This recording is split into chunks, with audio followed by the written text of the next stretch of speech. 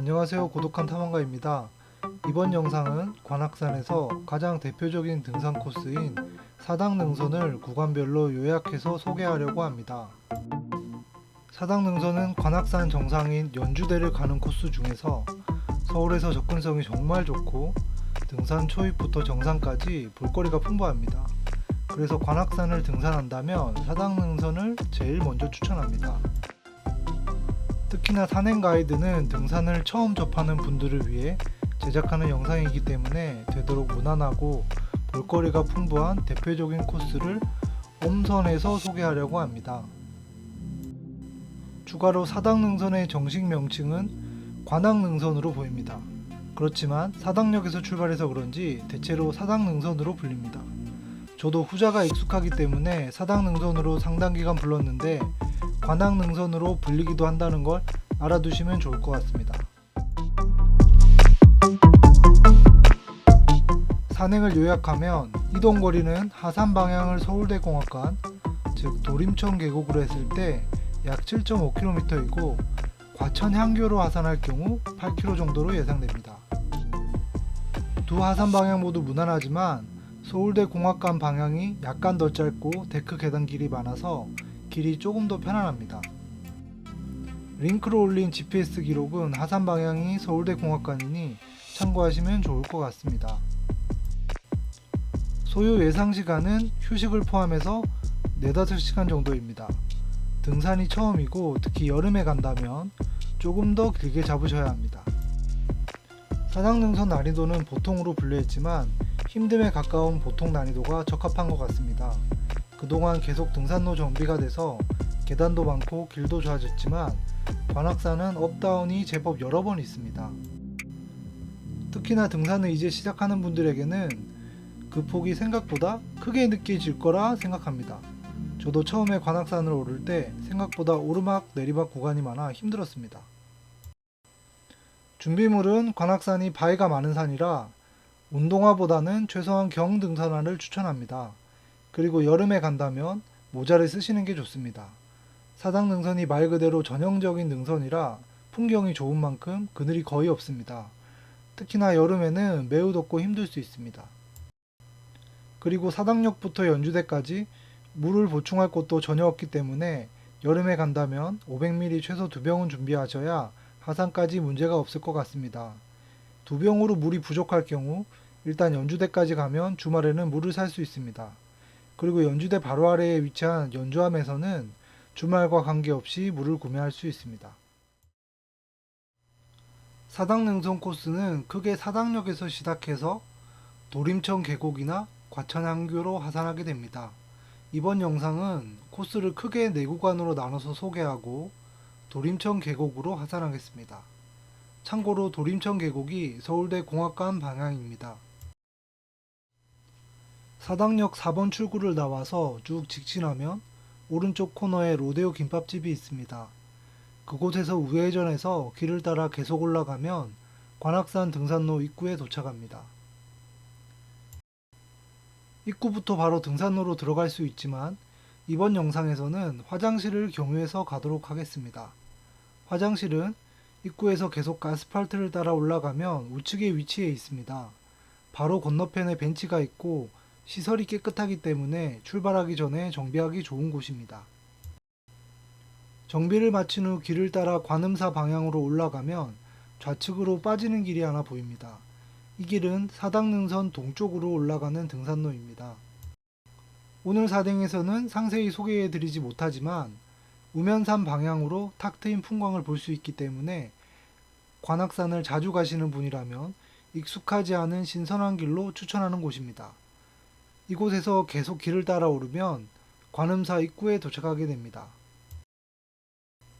일중문에서 조금 더 올라가면 우측으로 관악산 안내도가 보입니다. 그러면 그 길을 따라 계속 올라가면 됩니다. 관악산 다른 등산로는 대체로 이정표가 부실한 편입니다. 그렇지만 사당능선은 다릅니다. 무조건 연주대 방향으로 가면 됩니다. 사당능선 초입부터 1구간 종점인 전망대까지는 경사가 제법 있는 편입니다. 연주대가 목표라면 초반에는 구경을 많이 하면서 쉬엄쉬엄 가시는 걸 추천합니다. 오르는 길에 등 뒤로 보이는 서울 시내 풍경이 정말 보기 좋습니다. 그리고 특히 왼쪽으로 보이는 우면산은 봄의 아름다운 편입니다. 어느 정도 오르면 사진 속 갈림길에 도착하게 됩니다. 여기서 사당능선은 크게 두 가지 길로 나뉩니다. 갈림길에서 직진하게 되면 암릉으로 국기봉으로 가게 되고, 갈림길에서 이정표를 따라 우측으로 가면 살짝 돌아서 데크 계단을 따라 국기봉으로 가게 됩니다. 사당능선을 처음 가시는 분은 이정표를 따라 계단으로 먼저 가보는 걸 추천합니다. 사당능선 암릉길을 먼저 소개하겠습니다. 암릉은 크게 두 구간으로 사진에 보이는 곳으로 오르면 로프가 묶인 두 번째 구간이 나옵니다. 로프도 있고 경타도 많이 심하지 않지만 초행으로 혼자 가기에 적합한 곳은 아닌 것 같습니다. 사당능선을 몇 차례 가본 뒤에 새로운 길을 가고 싶을 때 도전하는 걸 추천합니다. 암릉을 오르게 되면 바로 관음사 국기봉 앞에 도착하게 됩니다. 이곳도 시야를 가리는 나무가 없어 조망이 좋은 곳입니다. 이제 사당능선 계단길을 소개하겠습니다. 갈림길에서 이정표를 따라 우측으로 가게 되면 계단길이 나옵니다. 전망대까지 제법 길게 이어지지만 계단에서 보이는 풍광이 정말 좋습니다. 그래서 이곳도 시험시험 구경하면서 가시는 게 좋습니다. 어느 정도 올라가면 관음사 국기봉이 나오고 암릉길과 계단길이 만나게 됩니다. 전망대까지 가는 길은 이제 동일합니다. 전망대는 고생한 만큼 실제로 조망이 좋은 곳입니다. 우수경관 전망대라고 하고 넓은 벤치도 있어 쉬기도 좋습니다. 단지 시간대가 정오전후면 그늘이 없기 때문에 매우 더운 게 단점입니다.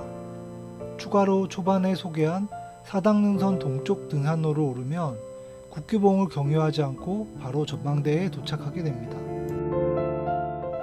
특히 전망대까지만 사당역에서 왕복하면 넉넉하게 1시간 정도 소요됩니다. 그래서 서울 시내 야경을 보고 싶을 때 짧은 야간 등산 코스로도 좋습니다. 조망이 탁 트여 있기 때문에 일몰을 보기도 좋은 곳입니다. 실제로 퇴근 후에 여기까지만 야간에 등산하는 사람들이 제법 많습니다. 이 구간은 전망대에서 관악문까지 느슨하고 짧은 오르막이 몇 차례 반복됩니다. 업다운이 조금 있지만 완전한 능선이라 이제 덜 힘들 거라 생각합니다. 이 구간도 역시나 풍광이 좋고 이런저런 바위들이 있어 쉬어가며 구경할 거리가 많습니다. 참고로 전망대를 지나서 가다 보면 헬기장이 하나 나옵니다. 그곳에서 우측으로 빠지면 선유천 국기봉을 다녀올 수 있습니다. 이곳도 짧게 야등하는 사람들이 많은 곳입니다. 그리고 더 걷다 보면 한 이정표에 파이프 능선이라고 표시되어 있습니다. 파이프 능선은 조망이 좋은 곳이지만 다른 기회에 소개해드리겠습니다. 이번 영상은 이정표 연주대 방향으로 정유 사당 능선으로 가겠습니다. 사진 속 바위는 하마바위입니다. 사실 왜 하마인지는 잘 모르겠습니다. 이 바위를 전후로 똥바위를 비롯해 여러 바위가 한동안 나옵니다. 하마바위를 지나서 조금만 더 오르면 마당바위에 도착합니다. 이곳은 낮에 와도 좋지만 특히 야등으로 오기 좋은 곳입니다. 사당역에서 마당바위까지 왕복하면 약 2시간 정도 소요되고 거리가 6km 정도 됩니다.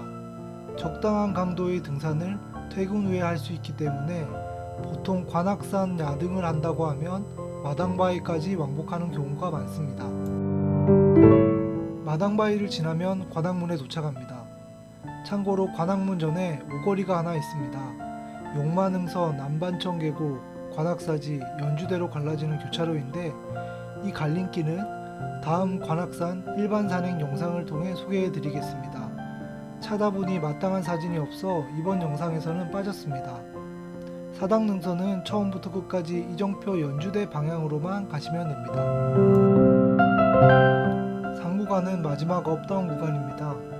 관악문을 지나면 전보다 조금 길게 내려갑니다. 그리고 연주대까지 다시 오르는 길도 내려간 만큼 가팔라집니다. 그래도 사당능선 첫 구간 전망대 가는 길보다 약간 짧은 것 같습니다. 그 오르는 길 와중에 솔봉이 있습니다. 정식 명칭이 없는 장소지만 소나무가 한 그루 있어 보통 솔봉이라고 부릅니다. 솔봉은 주변 풍광이 매우 좋습니다. 솔봉뿐만 아니라 다른 연주대에 오르는 길에서도 잠깐 뒤돌아보면 지금까지 걸어온 사당능선 전경을 바라볼 수 있습니다. 연주대까지 데크 계단으로 길이 잘 정비되어 있기 때문에 역시나 경치를 감상하면서 쉬엄쉬엄 가시는 걸 추천합니다. 계단에서 연주대로 넘어가는 마지막 구간은 작년까지 상습 정체 구간이었습니다. 그런데 이제는 이 구간까지도 계단으로 연결돼서 편안하게 연주대로 갈 수 있습니다. 마지막 계단을 다 오르면 관악산 정상인 연주대입니다.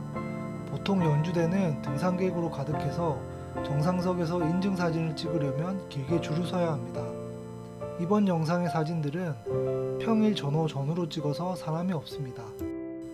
그리고 정상석을 바라보고 오른쪽으로 들어가면 연주대 암자 내부 방문도 가능합니다. 그런데 실제로 스님이 머무는 장소라 주의가 필요합니다. 주말에 연주대를 방문하게 되면 보통 정상에 물과 아이스크림을 파는 상인이 있습니다. 물이 부족할 경우 이곳에서 구매하시면 됩니다. 평일에는 상인이 없을 때도 있기 때문에 연주대를 지나서 연주함으로 내려가면 물을 구매할 수 있습니다. 참고로 생수 가격은 연주함에서 조금 더 쌉니다. 연주대를 지나서 연주함 방향으로 내려가면 튀어나온 전망대가 하나 있습니다. 이곳은 연주대를 측면에서 바라볼 수 있는 장소입니다. 영상 속 풍경도 이곳에서 촬영했습니다. 전망대 이후 하산하는 길은 크게 두 갈래가 있습니다. 하나는 도림천 계곡, 서울대 공학관으로 하산하는 길이고 다른 하나는 연주함을 거쳐 과천향교로 하산하는 길입니다. 먼저 서울대 공학관으로 하산하는 길을 소개하겠습니다. 전망대에서 조금만 내려가면 바로 오른쪽으로 빠지는 짧은 데크길이 하나 있습니다. 이 데크길은 금방 끝나고 일반 등산로와 이어집니다. 여기가 말바위로 가는 길입니다. 말바위는 암릉이지만 천천히 내려가면 크게 위험하지는 않습니다. 그렇지만 고소공포증이 있는 분들은 당연히 가지 않는 게 좋습니다. 말바위를 가는 이유는 영상 속 사진처럼 말바위에서 연주대를 바라보는 풍경이 멋있기 때문입니다. 혹시나 암릉이 무서워 말바위를 못 가더라도 다른 길로 같은 풍경은 볼 수 있습니다. 약간 돌아가야 하지만 말바위 진입로에서 더 내려오면 영상처럼 오른쪽으로 서울대 공학관 가는 길이 있습니다. 이곳에서 더 들어가면 영상 속 이정표를 만나게 됩니다. 이 이정표 뒤쪽으로 조금 더 올라가면 말바위 끝부분에 도착하게 됩니다. 서울대 공학관은 이정표를 따라가면 오른쪽으로 내려가는 계단이 보입니다. 영상 속 까마귀가 앉아있는 계단을 따라 내려가면 서울대 공학관입니다. 등산로 정식 명칭은 도림천 계곡이지만 흐르는 걸 보기가 힘듭니다. 그래서 계곡보다는 서울대 공학관 가는 길로 불리는 듯 합니다. 서울대 공학관으로 하산하면 서울 시내로 이동하기가 편하기 때문에 먹을 곳이 많습니다. 그렇지만 딱히 볼만한 풍경은 없습니다. 잘 정비된 길로 하산을 빠르게 하는 것에 의미를 두는 게 좋습니다. 연주대에서 하산하는 다른 대표적인 길 하나는 과천향교로 하산하는 길입니다. 이번 영상에서는 간략하게 과천향교 방향의 장단점을 정리해 드리겠습니다. 서울대 공학관과 비교해서 과천향교 하산의 장점은 자연스럽게 연주함 경유가 가능합니다. 그리고 하산길에 위치한 자하동천 계곡은 관악산임에도 수량이 유지되는 편이라 손이나 발을 담글 수 있습니다. 그렇지만 단점은 서울대 공학관보다 약간 더 길고 길 상태도 대체로 너덜길이라 약간 더 힘듭니다. 그리고 가장 큰 단점은 내려와도 먹을 곳이 그렇게 많지 않습니다. 이 방향에 대한 상세한 설명은 다른 기회에 관악산 일반 산행 영상을 통해 또 소개해 드리겠습니다.